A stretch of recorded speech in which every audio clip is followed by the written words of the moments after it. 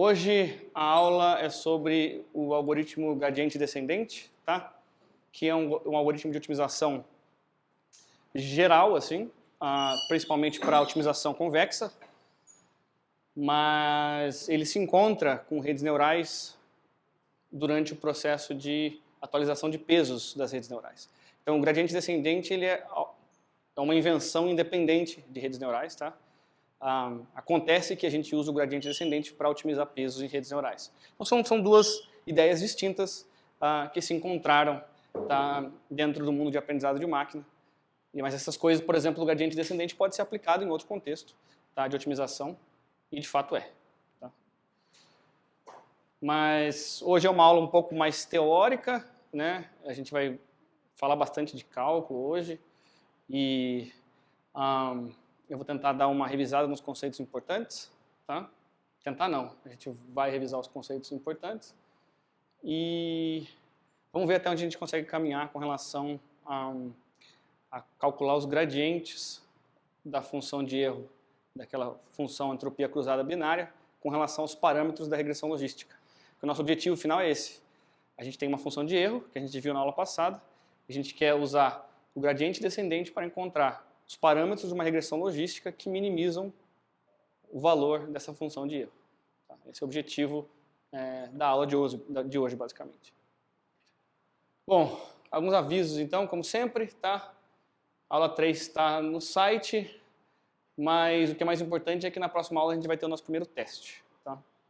Então, fiquem atentos aos avisos. Eu imagino que a aula vai voltar a ser lá no laboratório, então acho que no caso dos testes é até mais prático, porque daí, como eu falei, os testes vão ser feitos no PVA-NET, e no final da aula que vem, então, a gente vai ter 30 minutos ali, aproximadamente, a gente vai, uns 15 minutos antes a gente para o que a gente está fazendo, tá? Liga os computadores, acessa lá o PVA-NET, aí eu publico o teste, vocês fazem, e aí no final do tempo, enfim, espero, né, eu vou fazer o teste para que ele seja factível para os 30 minutos, e aí, bom, é isso. E o bom desse formato também que a gente já consegue acomodar bem lá o pessoal de florestal e também facilita também a correção para vocês. Vocês vão ter uma correção muito mais rápida. Qual que é o conteúdo? O conteúdo é o que a gente viu até agora, regressão logística e aprendizado de máquina. Tá? Basicamente, as ideias lá de aprendizado supervisionado, né, conjunto de teste, validação, treinamento. Aí, né, as hipóteses que a gente viu para regressão logística, função de custo, essas coisas. Entendeu? Como eu falei, o formato vai ser a maioria das questões múltipla escolha mesmo, e as questões que tiver algum cálculo envolvido vão ter lá as opções também, provavelmente. Bom, na última aula a gente falou de funções de perda e regressão logística. Tá? E a gente parou enquanto a gente falava da função de perda.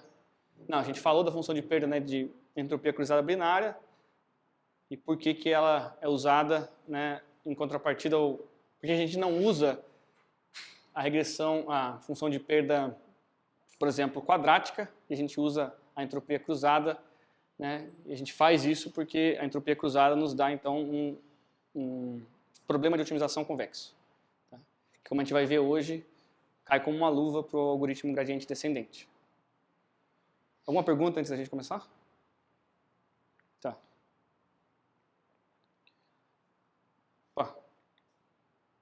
Tá. Então, o plano para hoje é a gente falar do cálculo, das coisas de cálculo que a gente usa para redes neurais artificiais, tá? Os conceitos que a gente usa de cálculo. A gente não vai usar coisas muito avançadas, mas basicamente o que a gente vai precisar lembrar são as ideias de derivadas, tá? Derivadas parciais e o vetor gradiente, e a regra da cadeia. Então a gente vai relembrar tudo isso junto. E depois a gente vai ver que isso aí vai dar base para o gradiente descendente, tá? Que é o algoritmo que a gente vai ver hoje. E aí, esse algoritmo tem uma regrinha que a gente usa para atualizar os pesos, no caso aqui da regressão logística, mas essa regra também vai poder ser aplicada em redes neurais, a mesma regra. Ou seja, essa é a regra do algoritmo mesmo. Tá?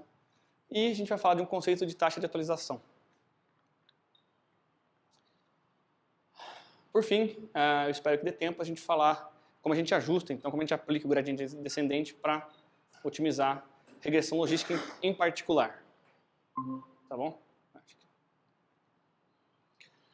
Bom, primeira coisa então é a gente relembrar, né, o que é regressão logística, tá? Esse aqui é um resumo de regressão logística.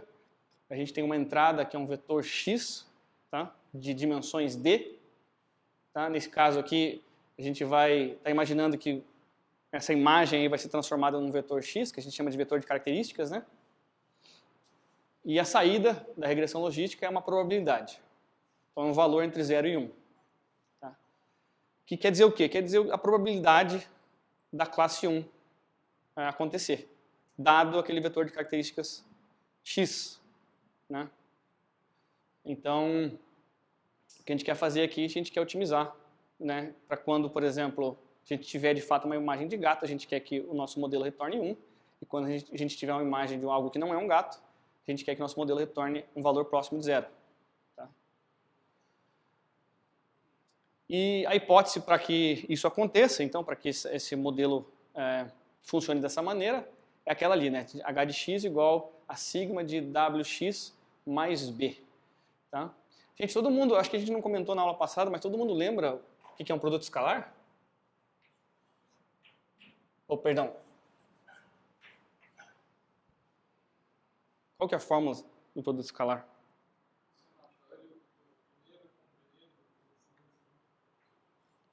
Somatório de wx, né?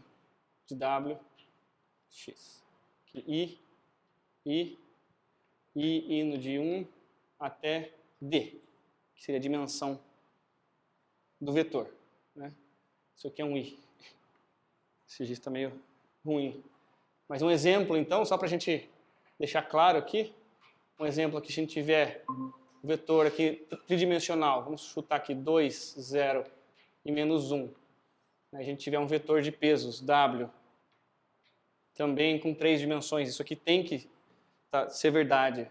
Para o produto escalar ser definido, né, esses dois vetores têm que ter a mesma dimensão. Tá? Então vamos, para ficar fácil a nossa conta aqui, vamos deixar aqui 1, menos 1 e 0, por exemplo. Tá? Então, nesse caso aqui, né, x produto escalar por W seria o quê? 2 vezes 1, né? 2 vezes 1 mais 0 vezes menos 1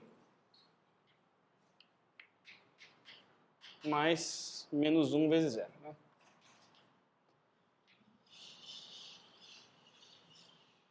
Isso aqui daria 2 vezes 1, 2, mais 0, mais 0. Seria igual a 2. Certo? Então é chamado de produto escalar porque no final o resultado é um escalar. Lá em álgebra linear também vocês viram que existe o produto vetorial, né, que retorna um vetor. Bom, isso aqui é importante de falar para que todo mundo lembre e esteja na mesma página, tá? Mas outra coisa que é legal aqui é que talvez eu não tenha justificado tão bem o porquê que a gente usa aquela combinação linear ali de pesos e entradas. Né? Por que a gente usa o produto escalar? Tá? Então a intuição aqui, gente, é que a gente vai aprender pesos W. Então esse vetor aqui, tá? É o que a gente quer aprender, W1, W2, W3. Tá? E a gente vai ter uma entrada aqui x1, né? x1, x2, x3. Então o que a gente quer aprender é o seguinte, são pesos mesmo para controlar o quanto cada dimensão do vetor de entrada contribui para a probabilidade daquilo ali ser, por exemplo, um gato. Isso aqui, lá naquele exemplo ali, cada elemento desse vetor x aqui é um pixel da imagem. Né? Então, para esse exemplo aqui, o que a gente está aprendendo é quanto cada pixel da imagem colabora para que aquela imagem seja 1. Faz sentido? São knobs mesmo, assim, você vai desligando e ligando um, tá? De tal maneira, você vai ajustando eles, de tal maneira que o modelo responda a 1 sempre que tiver uma imagem de gato, e 0 quando for não gato. Pergunta. Professor, na última aula, o senhor tinha uma diferença que separava, né,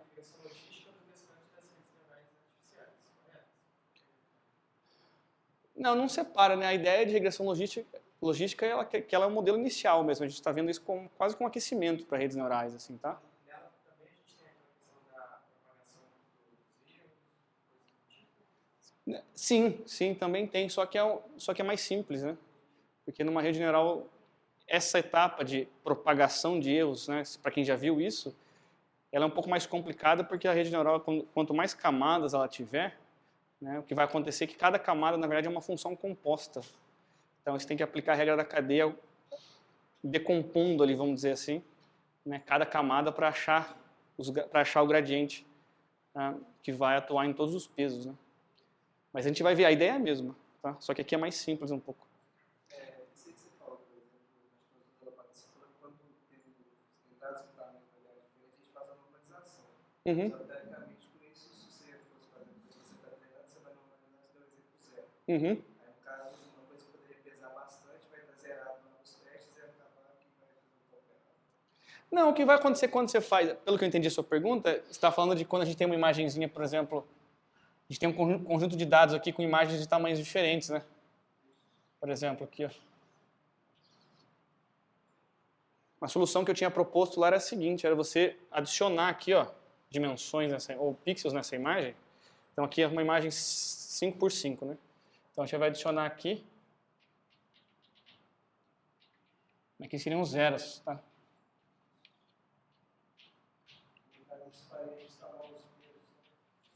O que vai acontecer na prática? Os pesos para todos esses pixels aqui não vão ser usados para nada, né? Porque vai sempre zerar eles, não interessa o valor deles, eles vão ser zero. Aí, no caso disso, eu falei, por exemplo, nós estamos calculando, por exemplo, o W3 ali fica sempre zero, mas poderia influenciar depois. Não, o que vai acontecer aqui é que, de fato, vai acontecer o que você quer. Você quer que esses pixels aqui não contribuam, de fato, para a sua decisão. Porque isso aqui, na verdade, não tem informação nenhuma, né? Então, por isso você coloca zero aqui. Porque a hora que você fazer o produto escalar, você não vai realmente usar aqueles pesos. Você vai ter que criar uns pesos ali, mas eles não vão ser usados para nada, entendeu? Então, a rede neural não vai conseguir ajustar aqueles pesos, porque vai ser sempre zero, entendeu? O resultado ali vai ser sempre zero. E, na verdade, o algoritmo em si, do gradiente descendente, como ele não é baseado em busca, ele já vai analiticamente ou numericamente entender essa informação aqui. Tá? A gente vai ver com mais... Quando eu falo entender, é através da própria forma como você deriva o vetor gradiente, tá? Vai acontecer que o gradiente nesses pontos aqui vão ser zero mesmo. A contribuição daquele peso para essa dimensão aqui vai ser nula, entendeu? Mas vamos ver isso mais formalmente depois, tá? Eu quero que fique clara a intuição aqui só, de que o que a gente está fazendo é aprendendo um vetor de pesos, que é para controlar a intensidade, tá, de a intensidade da contribuição de cada dimensão do vetor de características. Tá?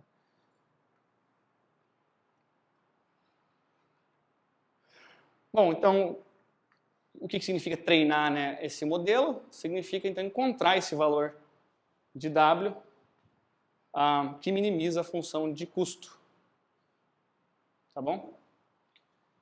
A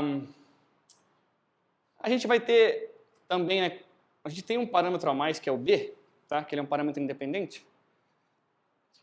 E por hora vamos ignorar esse parâmetro, até porque fica mais fácil de visualizar a ideia de gradiente primeiro, tá?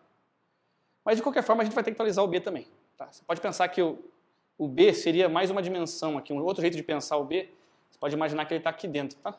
Contido aqui, você pode chamar ele de W4 inclusive. Mas a gente costuma deixar ele separado assim. Tá, beleza. Então vamos começar do princípio.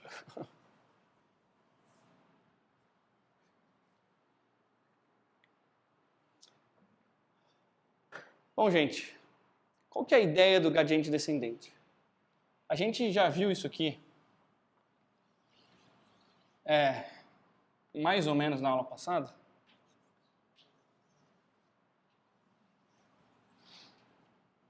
Tá?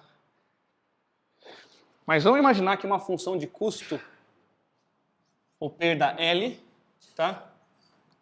Que ela é calculada em relação a um peso só. Tá? Vamos pensar que esse W aqui não é um vetor, ele é um valor, é um escalar. Tá?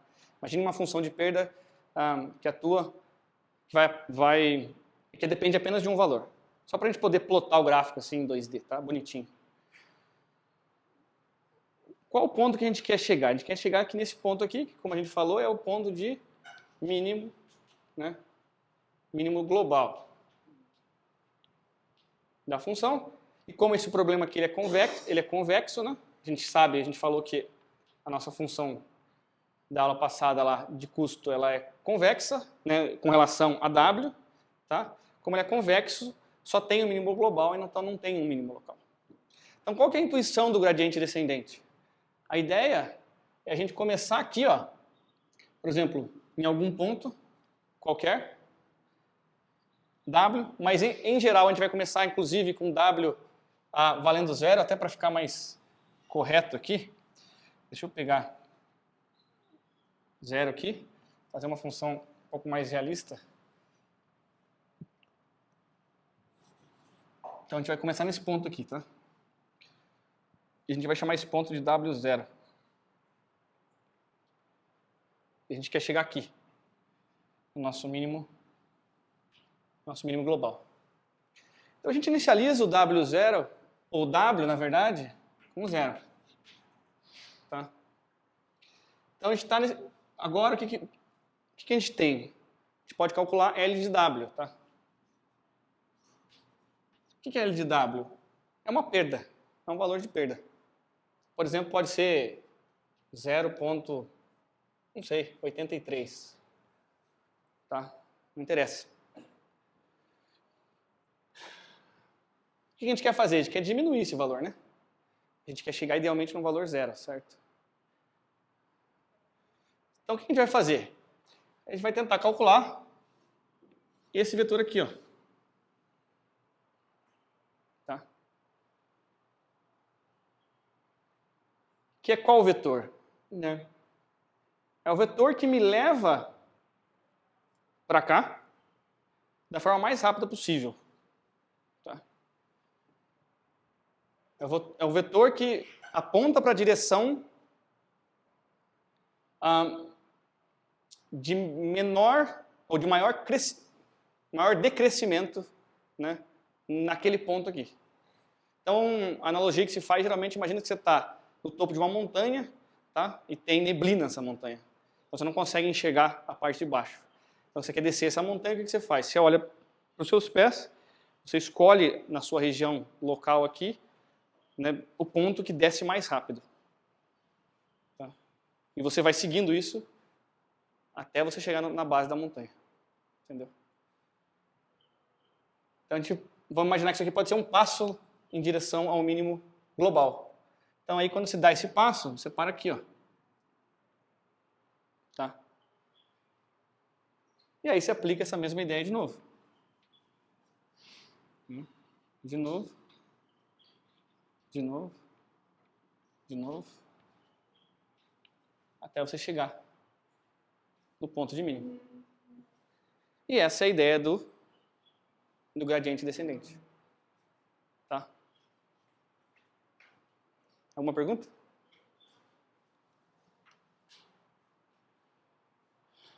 Beleza. Tá. Como é que a gente encontra esse vetor aqui, então?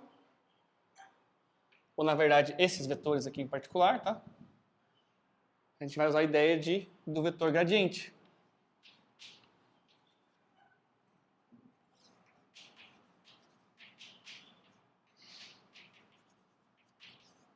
Que é uma ideia do cálculo que dá exatamente o que... Na verdade, não exatamente, né? Mas é uma ideia que a gente vai precisar para calcular esse vetor aqui. Tá? O vetor gradiente... Ver se tem uma outra cor aqui. Na verdade, é esse vetor aqui, ó. É o vetor oposto ao vetor que a gente quer.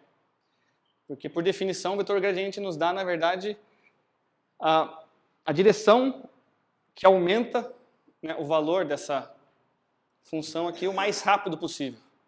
Tá? É para onde a função está crescendo mais rápido. Tá? Então, o que a gente pode fazer é simplesmente calcular o negativo desse vetor aqui e a gente tem o, né, que a gente precisa, que é o oposto ali do gradiente. E aí, por isso, gradiente descendente. Se fosse o contrário, seria gradiente ascendente. E como é que a gente denota, né? O nome, geralmente, o símbolo que a gente usa para vetor gradiente, geralmente é esse triângulo invertido aqui, né? Tá? E o que a gente vai precisar calcular, então, até deixar do ladinho aqui, é esse vetor aqui, primeiramente. Tá? E depois, assim que a gente tiver ele calculado, a gente consegue fazer um menos gradiente de L. Tá? Na verdade, para ser mais exato aqui, a gente vai fazer isso no ponto X, tá? E aqui, no W, perdão. Aqui no ponto W. Aqui no ponto W também. Tá? Aí seria, esse aqui seria o gradiente, o negativo do gradiente para W igual a zero. Depois a gente teria aqui... Está bem ruim isso. Quando a gente... Se a gente somar, né? Ou subtrair, na verdade, perdão, esse ponto desse vetor... Somar, perdão. Se a gente somar esse ponto aqui com esse vetor, a gente vai ter um W1. Aí agora a gente calcula o quê? Menos delta L com relação a W1. Aí a gente vai ter um W2. Tá. A gente vai fazer isso até esse momento aqui, onde a gente vai ter, por exemplo, um WT maiúsculo. E esse T maiúsculo quer dizer que a gente não sabe exatamente quando a gente chegou aqui. A única coisa que a gente pode fazer é, a gente pode executar essa operação por um número T de vezes. E aí a gente para e aí a gente vai ter lá o conjunto de parâmetros naquele momento. Então o vetor gradiente ele não sabe exatamente quando ele chegou no mínimo global, a forma como ele funciona é, eu vou repetir isso aqui até um número T de vezes, tá? E aí eu paro. Tá? Você poderia pensar em outros critérios de parada. Por exemplo, enquanto a diferença de erro aqui for, sei lá, maior do que um certo threshold, assim, de um limiar, você continua a sua operação. Mas, de qualquer forma, o que é importante aqui é que você tem que ter um critério de parada. Porque você não consegue verificar quando que você chegou no mínimo global. Tá clara a intuição aqui? Tá.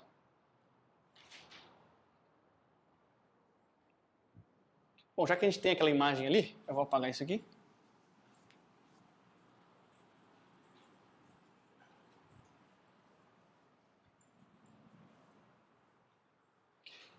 Vamos falar um pouco mais do vetor gradiente.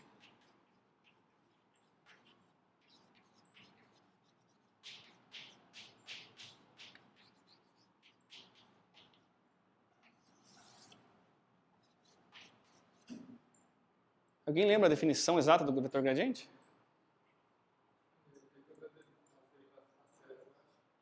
É isso mesmo. Tá. Gente, só para ter uma ideia, isso aqui é muito óbvio para todo mundo ou é bom revisar? Não tanta vergonha de falar. Quem prefere que eu revise isso? Levanta a mão, por favor, só para ter uma ideia. Tá. Eu vou revisar aqui então, que eu acho que é melhor a gente garantir que as ideias estão bem assentadas, tá? Então, o que é o vetor gradiente, tá? É um vetor onde cada dimensão aqui do meu vetor, tá? É uma derivada parcial. A derivada parcial a gente denota desse jeito aqui, se é um Dzinho meio estilizado, né? Curvado assim. Então, derivada parcial de L, da função de perda, com relação, por exemplo, ao primeiro peso do meu conjunto de pesos. Tá? E a segunda dimensão vai ser derivada parcial com relação ao peso 2. Tá? E aí, eu vou ter uma derivada parcial, parece 2, né? Para cada peso.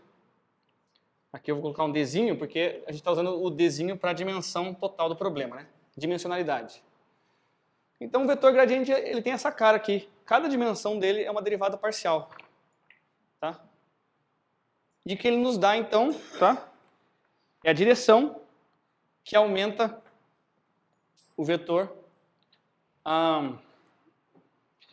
que aumenta o valor de L, né, mais rapidamente a partir do ponto W, L de W. Tá? Ou seja, a partir do ponto que a gente está, se a gente calcular o vetor gradiente, a gente tem aquele ponto, o ponto da função, a direção para a qual a função cresce mais rápido. Tá, mas o que é derivada parcial agora? Alguém lembra?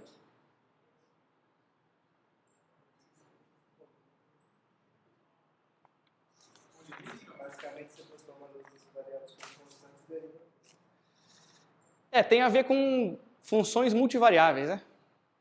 Então, quando você tem uma função com mais de uma variável, que é o nosso caso aqui, lembrem o seguinte, gente, a nossa função de perda, você pode escrever ela desse jeito aqui, ó. Tá? Ela é uma função de todos os nossos pesos, tá? Inclusive o bias, o B, o viés, tá? A gente chama aliás, eu não falei esse nome, mas esse B que vem de viés ou bias em inglês, tá? Mas a nossa função de perda, ela na verdade, ela depende de todos os parâmetros do nosso modelo de regressão logística, tá? Então, se a gente calcula aqui o vetor gradiente de L com relação a todos esses pesos, a gente vai ter, de fato, aquele vetor que aponta para a direção, né, que minimiza, no caso, se a gente tirar o negativo dele, que minimiza o ponto que aponta para a direção de decrescimento maior ali, mais rápido. Tá, mas vamos tentar definir, então, o que é uma derivada parcial. Ou, antes disso, a gente vai precisar da ideia de derivada mesmo, né? Derivada simples. Que a gente denota geralmente assim. Dada uma função f, vamos usar L, talvez que seja o nosso... que é as letras que a gente está usando, vamos pensar o seguinte. Se a gente tivesse uma função igual aquela lá, de perda L, que depende de apenas um parâmetro W, né? A gente teria uma derivada comum, vamos dizer assim, tá? E notem a diferença aqui, tá, dos termos. Isso aqui está dizendo que isso aqui é uma derivada parcial, isso aqui é uma derivada completa, vamos dizer assim, porque essa função só depende de um peso. Tá? Qual é a intuição de derivada, gente? Essa seria a velocidade pontual, quer dizer o seguinte, é a taxa de variação instantânea, né? Mas vamos pensar o seguinte, um exemplo aqui, tá? Vamos pensar numa função mais simples, linear, tá? Deixa eu ver se eu tenho ela aqui. Isso também pode ser a reta tangente a um ponto específico de uma função, né? Mas vamos pensar aqui, vamos tentar construir esse conceito junto, tá? Que é o seguinte, vamos imaginar essa reta aqui, ó, f de x, tá? Igual a 3x. Então aqui eu tenho o valor de f de x, aqui eu tenho o valor de x, certo? Para x igual a 2, eu tenho o quê? F de x é quanto? 6. Né? Qual que é a ideia de derivada? Vamos pensar aqui o 2. Ó. Vou pegar o ponto 2 aqui. Tá? O equivalente, então, o f de x dele vai ser igual a 6. Certo? Agora vamos fazer o seguinte, gente. Vamos aplicar aqui uma pequena variação, tá? Uma variação muito pequena nesse ponto. Tá? Vamos dizer que essa variação, vou chamar ela de H. H, vou colocar um valor aqui, que eu que seja pequeno, tá? 0,001. É um valor pequeno. Então vamos pegar o próximo, vamos aplicar então essa variação aqui nesse ponto aqui. Isso vai nos dar o quê? 2, né? 0,001. Tá? Então se x, perdão, vou pegar agora que tem o x mais h, é igual a 2,001, certo? E o f de x, isso aqui, ou de x mais h, então, tá? É 6,003, tá? Então isso aqui vai me dar um f de x, que é igual a 6,003.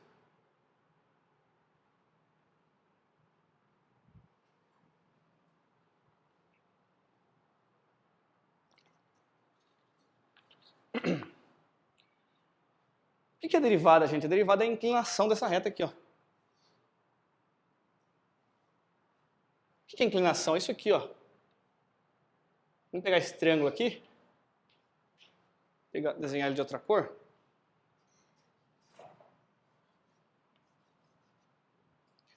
A derivada dessa função é a inclinação dessa reta aqui, ó.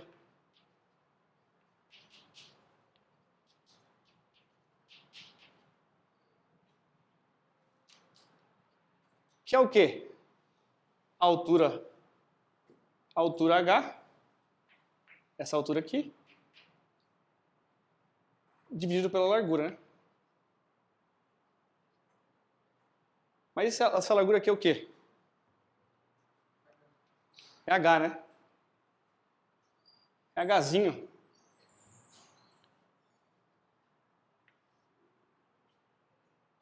E esse h aqui, o que é? Na nossa notação aqui. Isso. Isso aqui é f de x mais h, não é?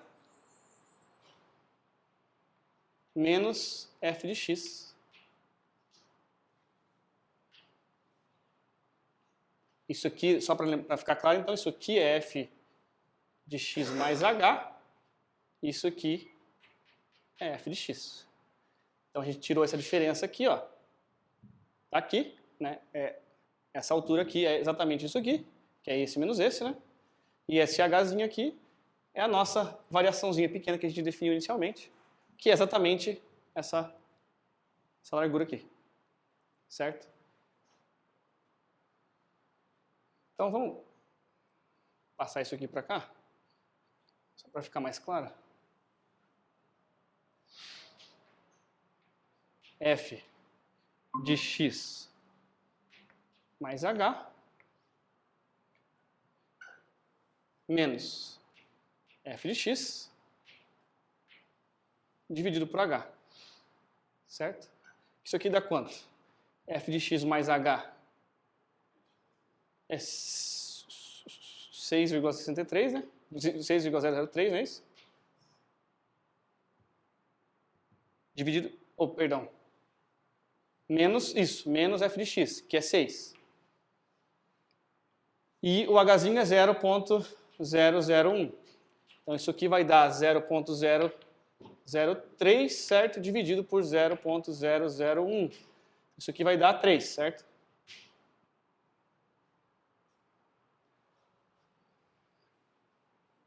Então a gente tem que a inclinação dessa reta f de x aqui é igual a 3. Isso quer dizer que a derivada dessa função aqui é 3. Inclinação e derivada é exatamente a mesma coisa. Tá? Notem o seguinte, gente. Se a gente mover esse triângulo para cá e para cá, a gente vai ter a mesma proporção sempre. Tanto para cima e para baixo. Se a gente deslizar ele ao longo da reta, isso aqui nunca vai mudar. Então isso a gente vai dizer que a derivada ou a inclinação dessa função, ela é igual em todos os pontos da função. Por isso é uma derivada constante, é 3. A intuição de derivada é exatamente essa, gente. A inclinação de uma função, tá? Ou da reta tangente de uma função num ponto específico.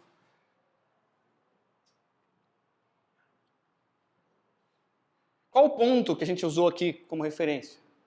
Né? Esse aqui. né? X igual a 2. Só que, o que a gente fez? A gente usou um artifício aqui, né? A gente aplicou uma variaçãozinha bem pequena aqui nesse ponto. A gente conseguiu um ponto bem próximo ali dele. E aí conseguiu calcular essa inclinação a partir dessa pequena variação. No cálculo, gente, esse h aqui é infinitamente pequeno, né? Então, por isso que a definição formal de derivada, né? Derivada, por exemplo, de f com relação a x, vai ser igual ao quê? Exatamente isso aqui. F de x menos h menos f de x, tá? Sobre h, quando h tende a zero. Ou seja, se a gente reduzir isso aqui até o infinito, tá? A gente não vai usar 0.01, nem 0.00001, nem 0.00001. A gente vai usar um valor infinitamente pequeno. Tá? Mas para quem lembra das regras de cálculo, né? O cálculo, a derivada exata dessa função é exatamente 3, né? Esse expoente 1 aqui você vai passar para cá, e esse aqui vai virar 0, né? Isso aqui vai virar 1, então a derivada dessa função é exatamente 3. Tá?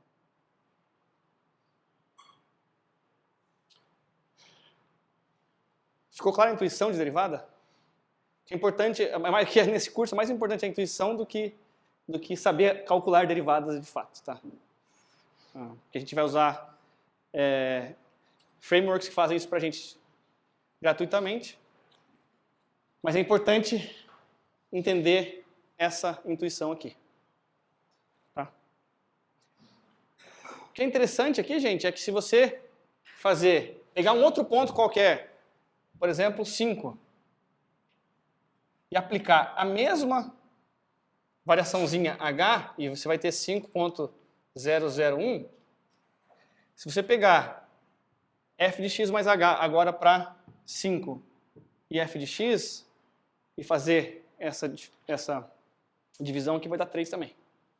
Você pode pegar qualquer ponto aqui qualquer ponto x aqui e aplicar essa mesma variação, vai dar a mesma proporção 3.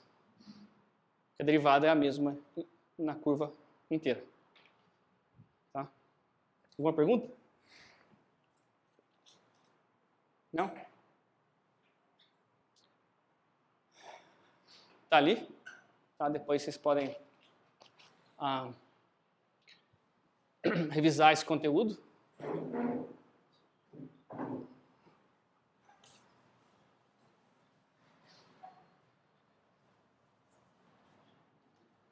Que horas são? Só para a gente não perder muito. 52, tá.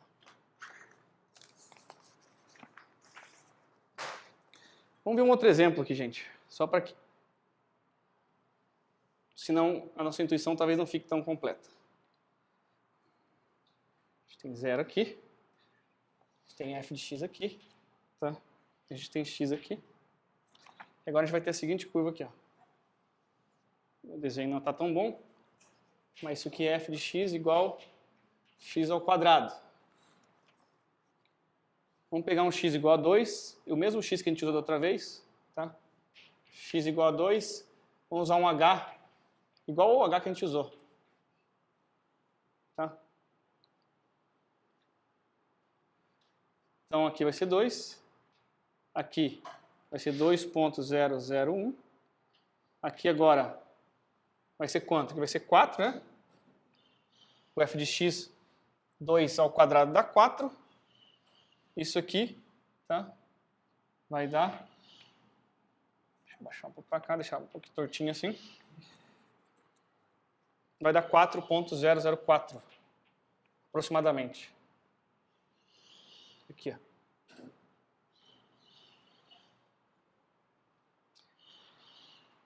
Agora vamos aplicar a mesma ideia. F de x mais h menos f de x dividido por h. Isso aqui vai dar 0.004 dividido por por 0,0.1, isso aqui vai dar 4. Tá? Agora vamos pegar outro ponto aqui, ó. 5. E vamos aplicar a variação H. A gente teria 5.001.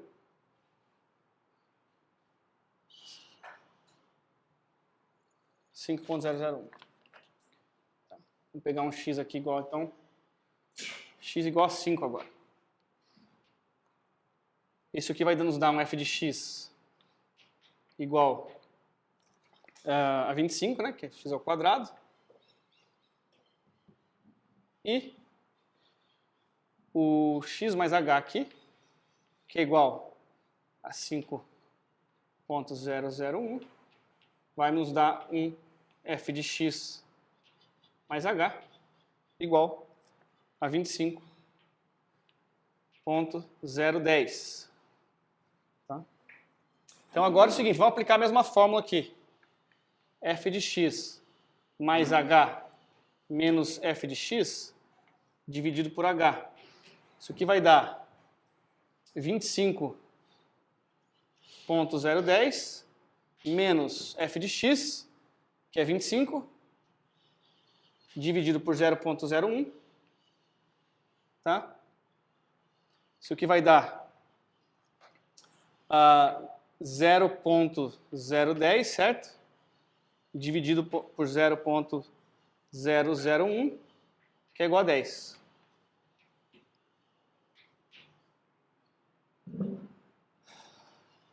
O que eu quero dizer aqui? Que a derivada, ou a inclinação da reta no ponto x igual a 2 é 4. E a inclinação da reta, inclinação da curva agora, né? F, ou da função f, no ponto x igual a 5, é diferente, é 10. Ou seja, em dois pontos diferentes agora dessa função, a gente tem derivadas diferentes. Tá? E qual que é a intuição aqui? É a mesma da outro exemplo, mas olha que interessante agora. Se eu desenhar aquele triângulo lá aqui, ele é diferente do triângulo aqui, né? Ou seja, de fato, aqui a inclinação da reta tangente, aqui, ó, vai ser menor do que aqui. Aqui ela é bem maior, né? Porque aqui nesse ponto aqui a função cresce muito mais rápido, não é isso? Aqui ainda mais, inclusive. Aqui você teria um negócio bem fininho, um triângulo bem fininho, assim, ó.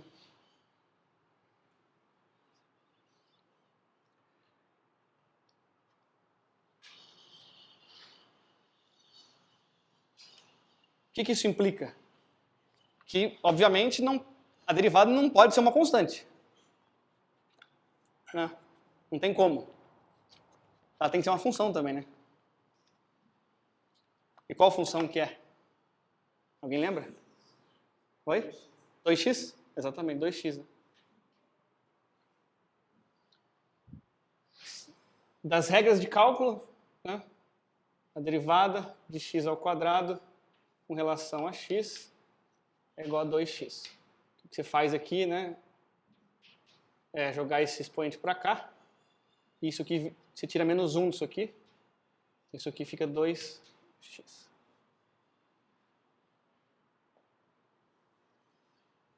E olha que interessante.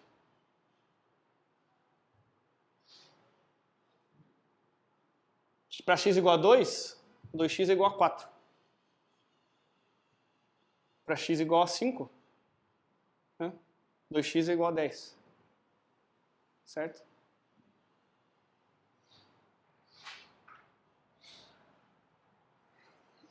Bom, então, essa é a intuição de derivada. De novo, é a inclinação da reta tangente num ponto específico de uma função. A gente não vai precisar lembrar que eu pensar em coisas de física, tá? De cálculo, vetor velocidade, aceleração, nada disso. A gente só precisa lembrar dessa ideia aqui.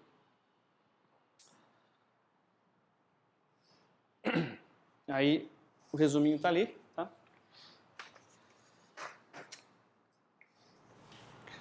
O que é uma derivada parcial? Tá? A gente estava falando de derivadas para poder falar do que é uma derivada parcial, para poder definir o vetor gradiente. Tá? Derivada parcial de L com relação a W1, né? De L com relação a W2, e assim até de L até a WD.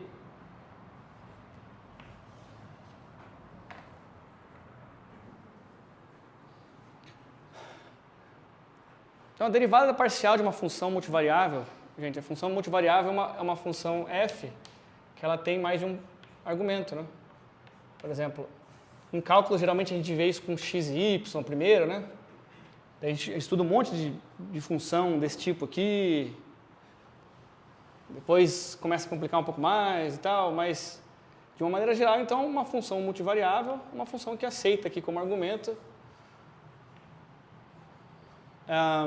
coloquei lá D parâmetros. Uma função multivariável, definição. Tá, a gente vai assumir um ponto, então, A ali, que seria um conjunto de valores aqui para cada um desses argumentos. Então, a derivada parcial representa como que uma função f ela muda quando a gente aplica aquela variação minúscula h lá em apenas uma dessas variáveis aqui.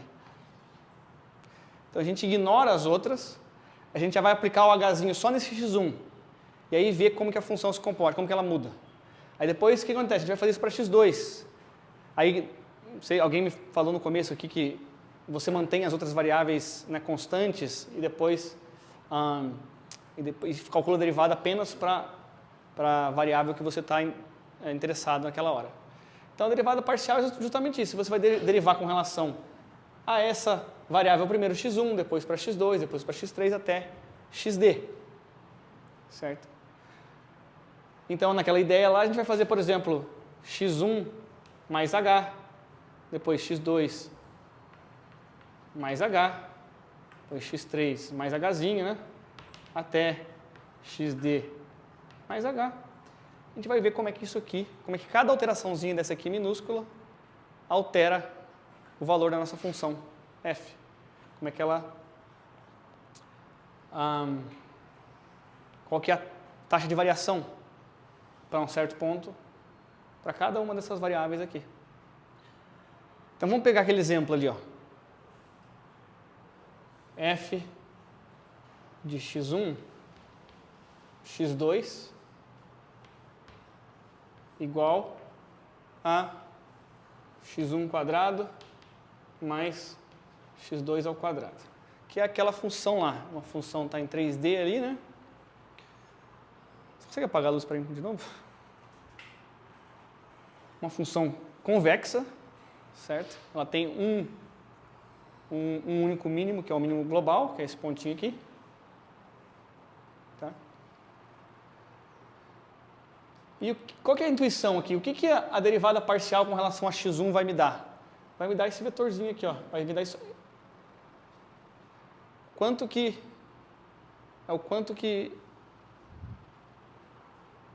essa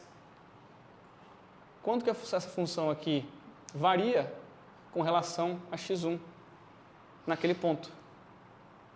Tá? E com relação a x2, eu vou ter esse vetorzinho aqui. Tá? Que é quanto que aquela função ali muda naquele ponto em direção a esse eixo x2 aqui. Tá? Então, as derivadas parciais me dão aqueles vetorzinhos ali. Tá?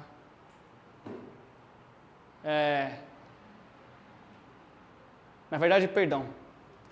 Eu queria dizer o seguinte, que quando a gente for aplicar o h, vocês podem pensar que esse ponto vai deslocar para cá. E aí você calcula a inclinação dessa curva aqui, considerando esses dois pontinhos. Tá? E para a parcial de x2, você vai pegar o seu ponto aqui, vai aplicar o h para cá, e aí vai fazer o cálculo da derivada, como a gente viu para esse ponto e para esse pontinho aqui. E aí você vai ter a inclinação, não é uma reta aqui nesse caso, né, mas você vai ter a inclinação, o quanto que essa função varia aqui com relação a esse ponto aqui. Então a ideia é a mesma, só que agora você faz as coisas em dimensões distintas. Pode acender. Em dimensões independentes. Então, qual é o exemplo aqui? Para facilitar, eu deixei uma função onde é uma função ali quadrática, tanto em x1 quanto em x2, né? Então, as derivadas parciais vão ser iguais. Que são quais? A derivada parcial de f x1, x2, eu estou lendo ali, ó, com relação a x1, vai ser igual ao quê? Estou lendo o verdinho ali, ó. Vai ser a derivada parcial de x1 ao quadrado com relação a x1 mais a derivada parcial de x quadrado. Não é 2, tá? Parece que é 2, mas não é. Tá? Com x1. Isso aqui vai ser igual a 0, por que 0? Aqui é x2, né? Aqui. Tá. Eu estou derivando com relação a x1. Então, aqui na verdade é 0, tá? Isso aqui é 0.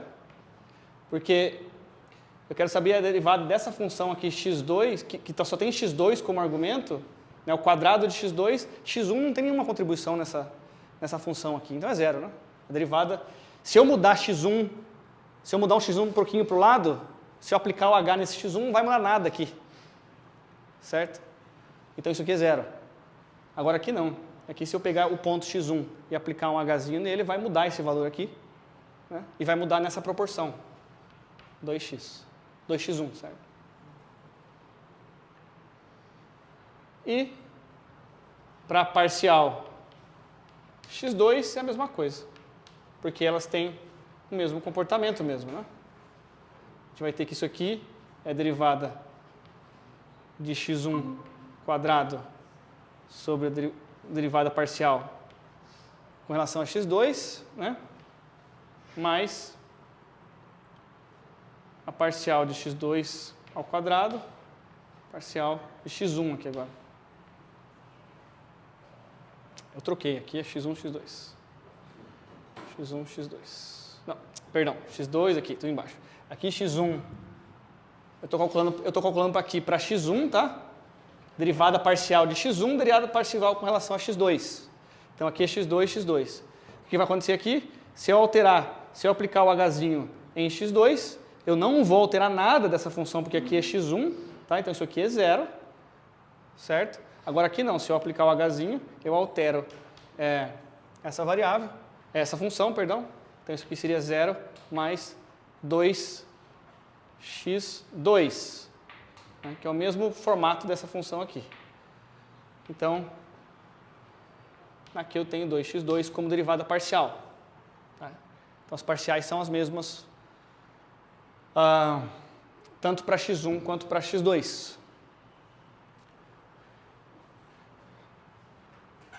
Tá? Então, se eu pegar um ponto agora qualquer naquela curva, por exemplo, 2, 5, tá? Peguei um ponto qualquer naquela curva lá.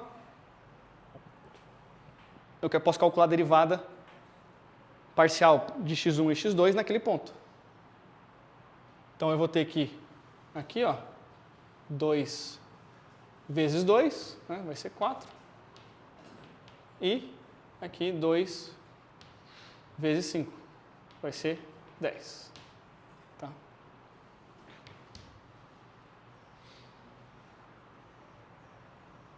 Então, em resumo, a derivada parcial é uma derivada que é aplicada em funções multivariáveis e ela nos diz, então, a contribuição de cada elemento da entrada, cada dimensão de entrada, para cada dimensão do meu x ali, do x1, x2, x3, quanto que eles contribuem, ou como que eles alteram a função f.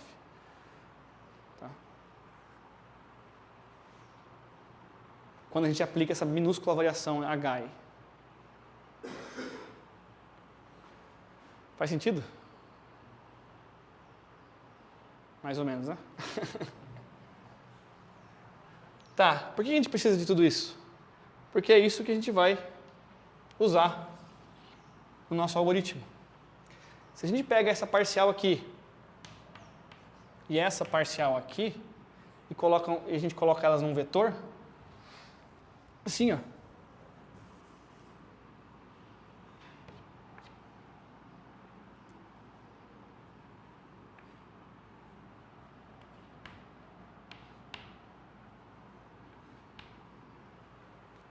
A gente chama esse vetor de vetor gradiente. E esse vetor gradiente, ele aponta para a direção que a função está crescendo mais rápido. Tá? E é isso que, na verdade, importa para a gente. Que o vetor gradiente aponta para essa direção a partir de um ponto, tá? Então, por exemplo, a partir desse ponto 2,5, o vetor gradiente ali, ó, que a gente tem naquele ponto 2,5, para essa função f, seria 4,10.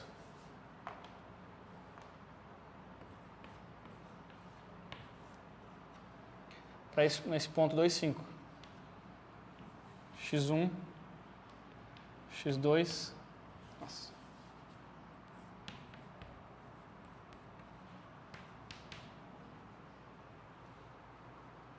Então, o vetor gradiente nesse ponto aqui é 4,10. Tá? Então, essa é a direção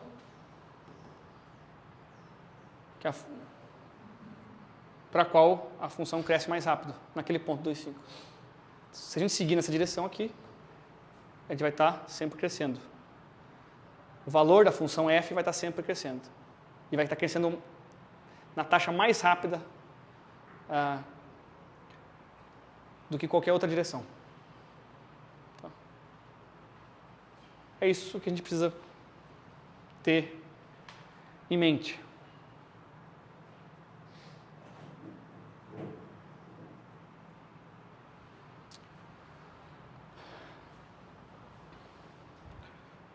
Por fim, gente, nessa revisão aqui de derivadas, a gente tem que lembrar o que é a regra da cadeia. Bom, com essa definição agora de derivadas parciais, a gente conseguiu definir exatamente o que é um vetor gradiente, que é um vetor que contém as derivadas parciais com relação a cada um dos nossos parâmetros do modelo.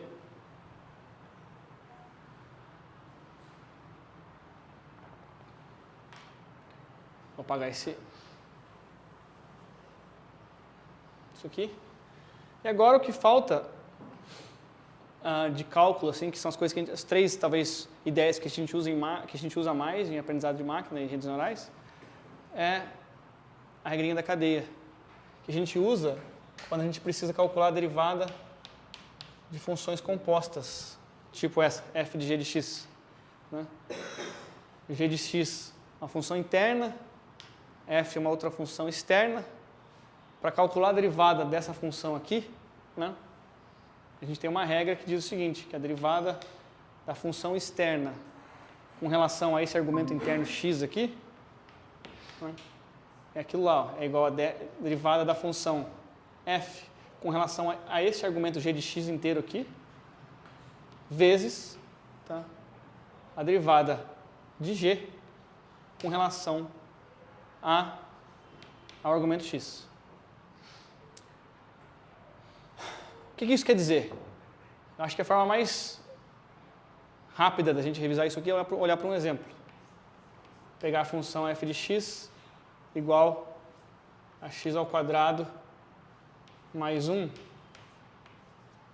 tá, ao cubo. Então, ali a gente tem que a função interna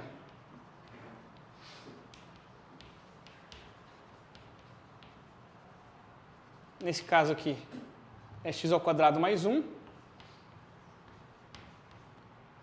A função, né? A função externa, ela é f de g de x, né? Que é igual a g de x ao quadrado, ao cubo, perdão. Isso aqui tudo é o g de x, né? Ao cubo. Então, para calcular a derivada dessa função aqui, primeiro a gente calcula a derivada da função interna. Tá? Que vai ser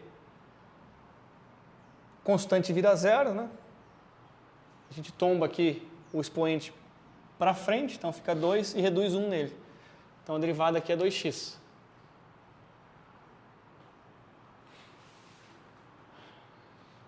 E essa aqui, né? Mesma coisa. Eu vou subtrair 1 aqui e tombar esse expoente. Então ficaria 3g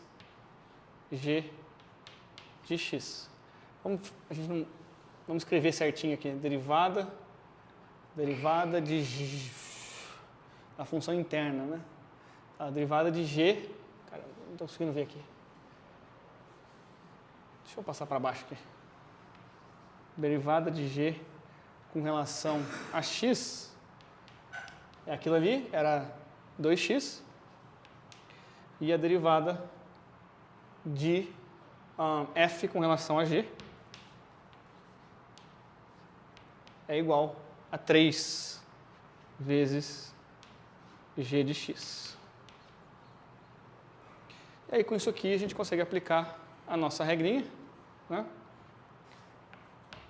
Então, aqui, df dg está aqui, né? É 3 vezes g de x. E dg dx está aqui, vezes 2x. Aí a gente pode expandir o g de x. G de x é igual a nossa função x ao quadrado mais 1, né? Então, isso aqui é 3 vezes x ao quadrado mais 1. Está aqui. Eu esqueci de escrever aqui, né? G de x é igual a x ao quadrado mais 1. Então, aqui vezes 2x. Isso aqui é o... Tem um quadrado a mais ali, né? Não. Acho que não. Aqui, né? Não. A derivada. Aqui está faltando alguma coisa, né? Não. 3. Ah, tá. Aí aqui na derivada, certo. Aí aqui fica o quadrado, vezes 2x, certinho. E aí, não tem necessidade, mas daria... Isso aqui tudo daria 6x, x quadrado mais 1. Tudo isso ao quadrado. Tá. Função interna, função externa, é isso aí. Tá. Bom, essa é uma regrinha que, em geral, a gente decora, né, tal, que é uma propriedade dessas funções compostas, que é basicamente a única regra que a gente vai ter que, talvez, lembrar, assim, de cálculo mesmo. O resto é intuição, que vocês precisam desenvolver.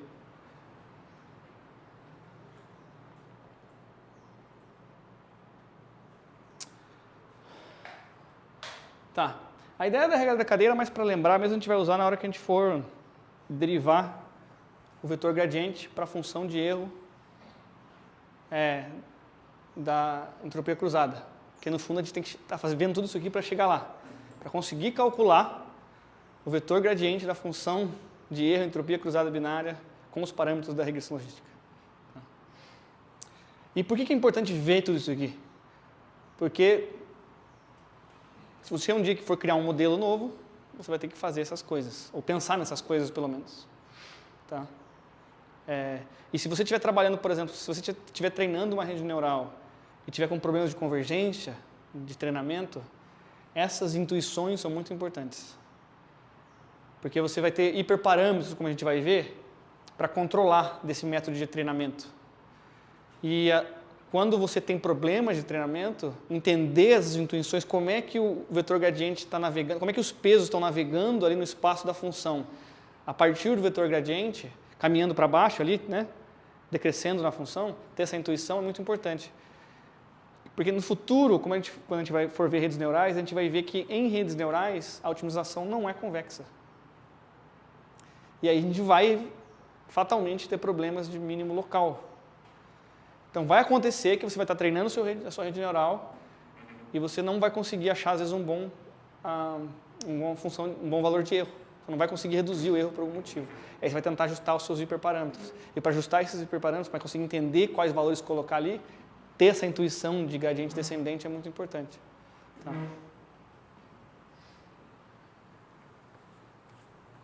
Eu sei que isso aqui é um pouco chato de ver assim em sala de aula, mas é importante. Bom, como é que a gente formaliza então o algoritmo gradiente descendente? Como é que a gente faz? Como é que a gente dá aqueles passos ali? Tá?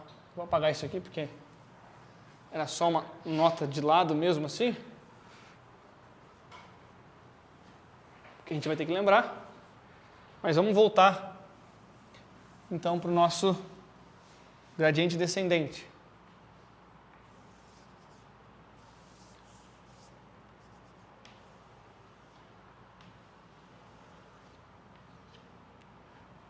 Então, a gente tem agora a função de erro LW, a gente tem aqui o nosso W, tem a nossa curva ali. Lembrando que para a regressão logística o problema é convexo mesmo. A gente começa aqui. Tá? Então, vamos dizer o seguinte, W igual a 0. E aí a gente vai calcular então, falar de W0 primeiro.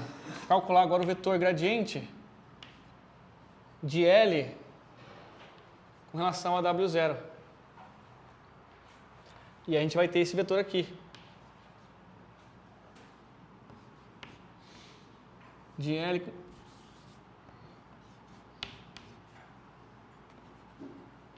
com relação a W0. O que a gente faz? A gente subtrai ele desse ponto aqui. Então a gente tem aqui menos o gradiente de L W0. O que a gente vai fazer então? W1 vai ser igual ao quê?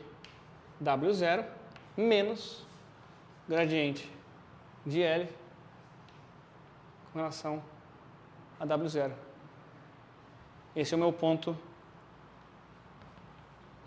W1 aqui.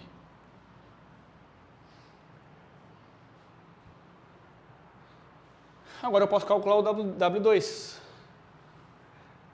Que eu pego esse ponto, calculo o meu gradiente agora com relação a esse ponto que eu estou.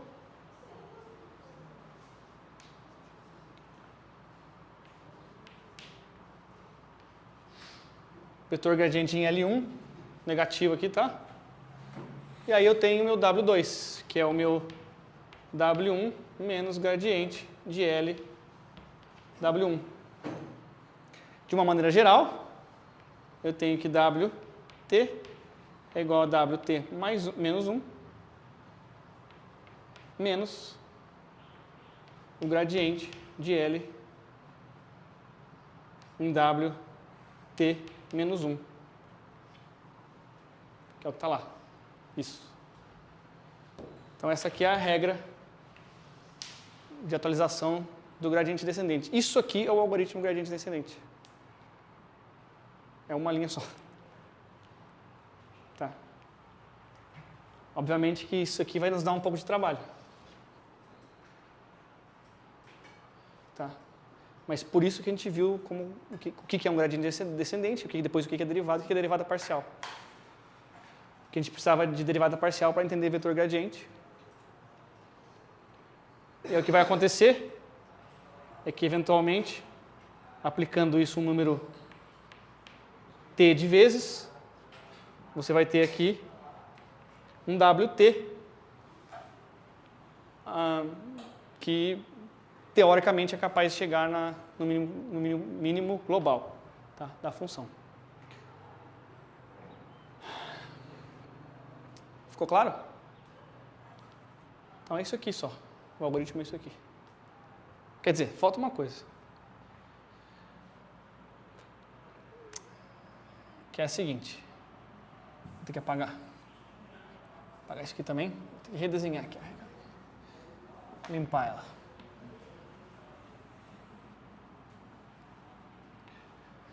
Do jeito que está escrito aqui, gente, o algoritmo não tem controle nenhum sobre o comprimento do vetor. A gente falou da direção do vetor, né? Que ela é importante, a direção é importante. Mas a gente não tem noção, isso aqui na verdade não tem controle nenhum sobre o comprimento. Qual que é o problema? O problema é que se o comprimento for muito grande, o que vai acontecer? Vai vir para cá, ó. Aí se ele for muito grande novamente, ele vai vir para cá assim, ó. Aí se ele for muito grande, ele vai fazer isso aqui. E o que vai acontecer aqui embaixo? Ele vai ficar fazendo isso aqui, ó.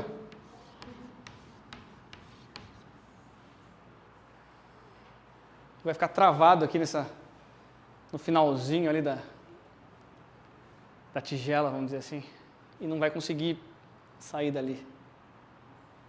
Se atualiza uma vez, ele vai para o outro lado. Atualiza para cá, vai para o outro lado. Então, quando você converge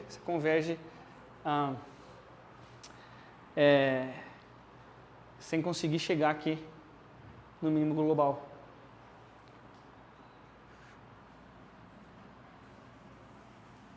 Por outro lado, o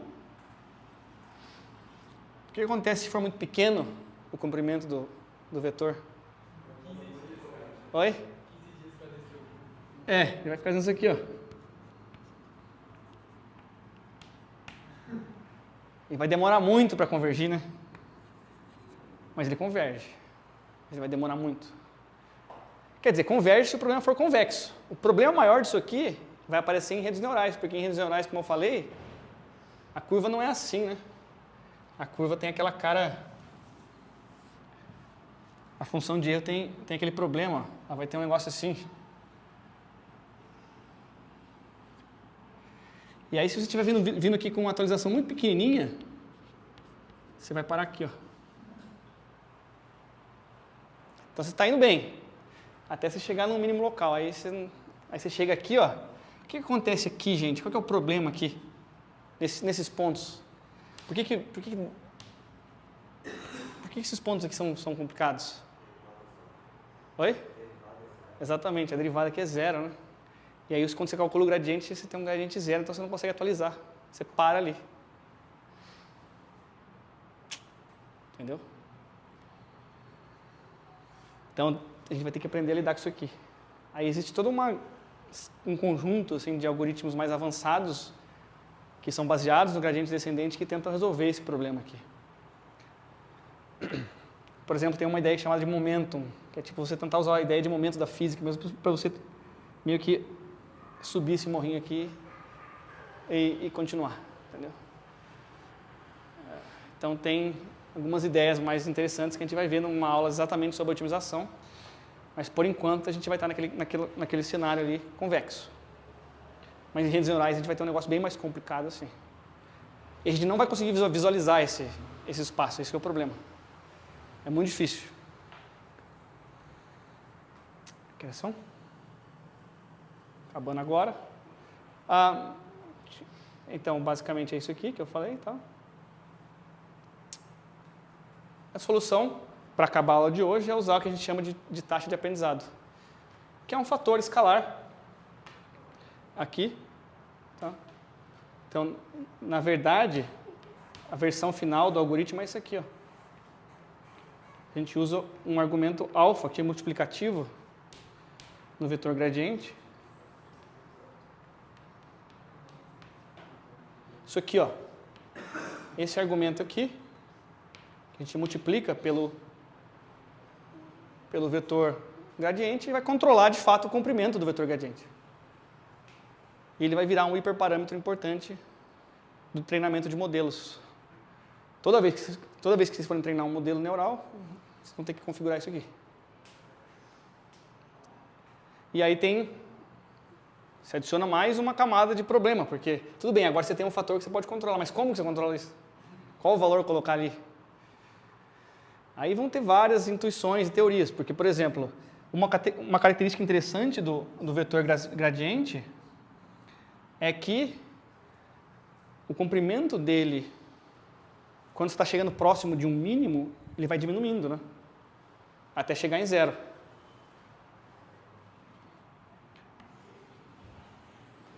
Então aqui, por exemplo, você tem uns vetores assim, ó, e aqui, né, você vai indo com um tamanho assim grandinho, ele vai diminuindo assim, ó. Tá? Então o que o pessoal costuma fazer? Costuma começar com uma taxa alfa aqui, por exemplo, sei lá, 0,01, e aí ir diminuindo isso aqui ao longo do tempo. Alguma coisa assim, tá? Na verdade, aí que você começa com uma taxa que, apesar de parecer pequena, é mais alta, tá? E aí depois você vai controlando. Aí depende, tem vários tipos de funções para atualizar isso aqui durante o treinamento. Aí você vai fazer, por exemplo, você pode criar uma função que faz isso aqui, ó, sei lá.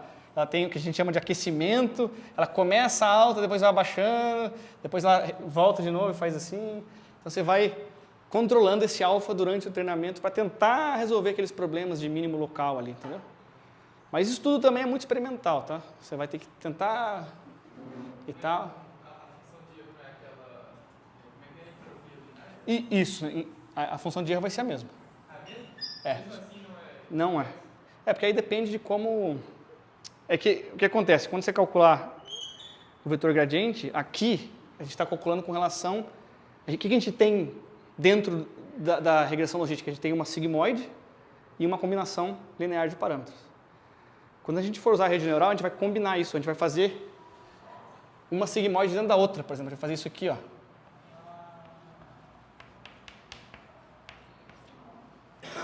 Por exemplo, alguma coisa desse tipo. Aí, isso aqui vai gerar essas combinações, essa composição de funções que a rede neurais nos traz, vai gerar um gradiente, uma função de erro que, com relação aos pesos da rede neural, não é um problema convexo. Entendeu? E por muitos anos, apenas uma nota histórica para finalizar então, que é uma curiosidade, nos anos ali, sei lá, 90, posso estar muito enganado com relação ao tempo, mas quando redes neurais, teve um momento da história ali, talvez lá pelos meados dos anos 90, que redes neurais meio que foram consideradas vencidas, assim. A gente chegou num ponto onde parecia que não ia mais para frente. E uma das coisas um dos argumentos que tinha naquela época era exatamente esse de que a gente tinha um problema de otimização não convexo e é muito difícil trabalhar com isso e os conjuntos de dados eram muito pequenos e tudo mais. Então, por um tempo, assim, isso foi um fator determinante para se meio que deixar de lado redes neurais, porque num outro lado do campo de aprendizado, a gente tinha, por exemplo, o algoritmo SVM, que ele, numa outro tipo de modelagem, consegue criar um problema de otimização também convexo. E aí isso fazia com que a gente tivesse muito mais interesse e ele, de fato, tivesse uma performance melhor naquelas condições de dados da época, entendeu? E depois, ao longo do tempo, a gente meio que conseguiu vencer essa barreira da otimização não convexa, com várias ideias, inclusive, e principalmente essa ideia de conseguir, na verdade, usar agora conjuntos de dados gigantescos, que a gente não conseguia usar porque a gente não conseguia esperar para treinar tudo isso. Então não dava nem para fazer experimento, porque as coisas demoravam eras. Então era muito difícil experimentar empiricamente com essas coisas. Mas por hoje é só então, gente. Espero que tenha ficado a intuição aqui. E na aula que vem a gente fala sobre como calcular o gradiente para função de entropia cruzada na regressão logística. Obrigado. Se tiver alguma dúvida, eu estou por aí.